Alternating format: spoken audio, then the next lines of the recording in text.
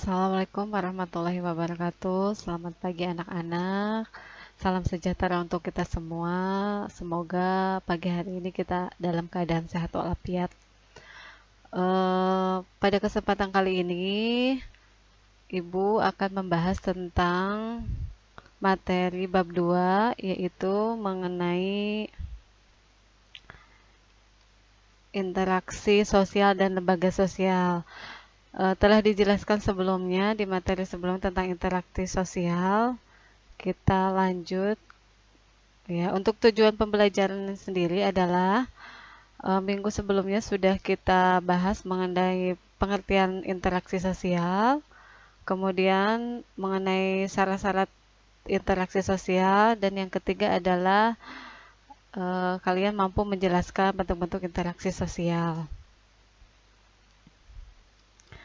Ini adalah peta konsepnya, jadi ada 3, satu pengertian interaksi sosial, kedua syarat terjadinya interaksi sosial, ketiga faktor pendorong, dan yang kepada bentuk-bentuk interaksi sosial.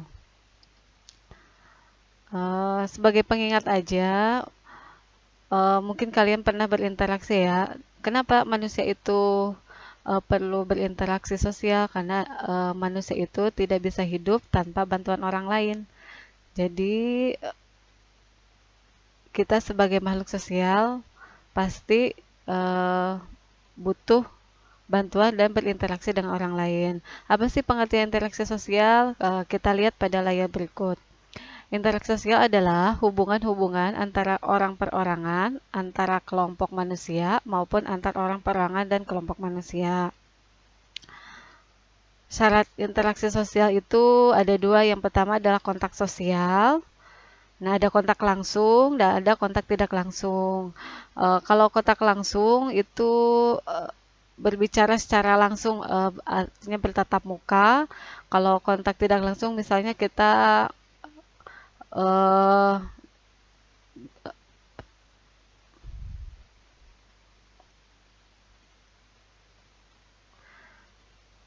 contohnya melalui telepon, itu kontak tidak langsung.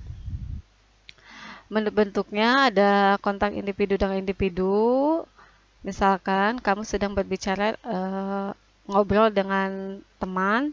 Kedua adalah kontak antar individu dengan kelompok. Misalkan guru sedang menjelaskan materi di depan kelas dan di depan muridnya.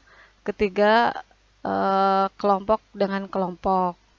Contohnya, misalkan kalian sedang diskusi kelompok.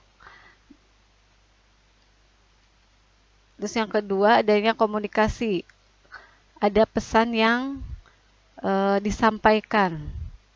Jadi ada komunikasi verbal, ada komunikasi non-verbal. Kalau komunikasi verbal itu berbicara secara langsung atau melalui telepon. Nah, kalau komunikasi non-verbal itu seperti isyarat ya. Melambaikan tangan, menganggukkan kepala, mengangkat bahu, tersenyum, dan lain-lain sebagainya. Apa sih faktor pendorong terjadinya interaksi sosial?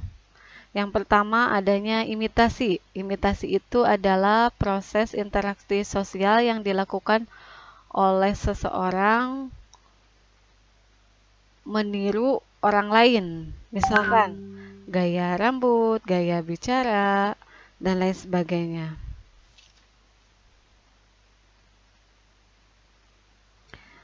Yang kedua adalah sugesti.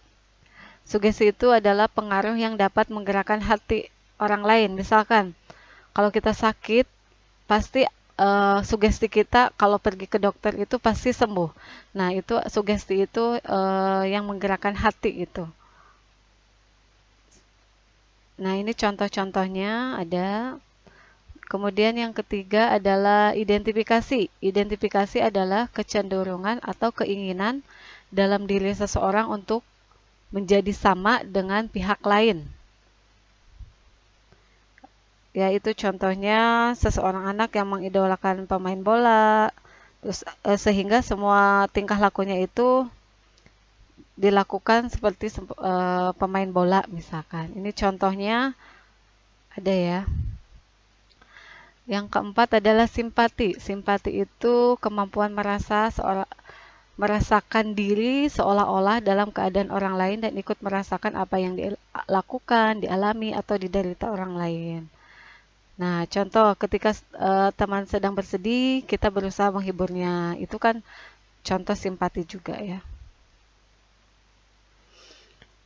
Nah, lanjut selanjutnya ke bentuk-bentuk interaksi sosial. Yang pertama ada yang dinamakan proses asosiatif, yaitu proses ini terjadi apabila seseorang atau kelompok orang melakukan interaksi sosial yang mengarah kepada kesatuan pandangan. Nah, proses asosiatif ini lebih cenderung ke hal positif, ya. Bentuknya yang pertama adalah kerjasama. Kerjasama adalah suatu usaha bersama antara orang perorangan atau kelompok manusia untuk mencapai tujuan bersama. Yang kedua adanya akomodasi. Akomodasi adalah usaha-usaha manusia untuk meredakan suatu pertikaian dalam rangka mencapai kestabilan. Ini contoh akomodasi. Nah, kalau akomodasi sendiri itu misalkan penyelesaian PHK dengan karyawan dengan cara kekeluargaan dan lain sebagainya ya. Yang ketiga, asimilasi. Asimilasi merupakan perubahan yang dilakukan secara sukarela. Nah, misalkan terjadinya pernikahan antara suku Jawa dan suku Sunda sehingga muncul sebuah kebudayaan baru dari masing-masing kebudayaan gitu ya. Itu bentuk-bentuk proses sosial asosiatif. Nah, yang kedua ada namanya proses sosial disosiatif. Itu lebih cenderung ke arah negatif. Nah, ini pengertiannya. Adapun bentuk-bentuknya, yang pertama adalah proses disosiatif bentuk persaingan ya. Bentuk persaingan atau kompetisi adalah suatu proses individu atau kelompok yang bersaing untuk mencari keuntungan melalui bidang-bidang kehidupan tertentu. Nah, ini contohnya misalkan perjuangan berbagai pihak untuk mencapai tujuan tertentu dengan jalan damai sportif. Contoh permainan sepak bola ya, persaingan antara kelompok A misalkan dengan kelompok B dalam memperebutkan juara satu sepak bola. Yang kedua adalah kontrapensi. Kontrapensi itu proses sosial yang berada di antara persaingan dan pertentangan.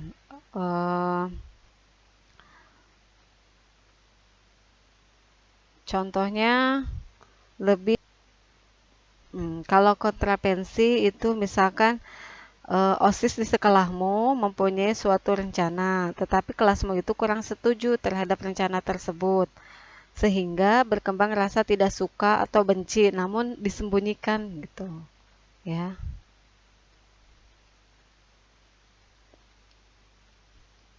Selanjutnya, yang ketiga adalah pertentangan atau konflik. Suatu proses di mana individu atau kelompok berusaha untuk memenuhi tujuannya dengan jalan menentang pihak lawan yang disertai dengan ancaman atau kekerasan. Nah, contoh konflik ini, contoh yang biasa terjadi adalah misalkan konflik antara supporter sepak bola, terus ada juga konflik antar ras atau antar suku, dan banyak contoh lainnya. Mungkin itu saja yang Ibu yang dapat sampaikan. Kurang lebihnya mohon maaf. Semoga apa yang Ibu sampaikan bisa bermanfaat. Tetap jaga kesehatan, patuhi protokol kesehatan, dan tetap semangat untuk belajar untuk melaksanakan BDR. Sekian, terima kasih. Wassalamualaikum warahmatullahi wabarakatuh.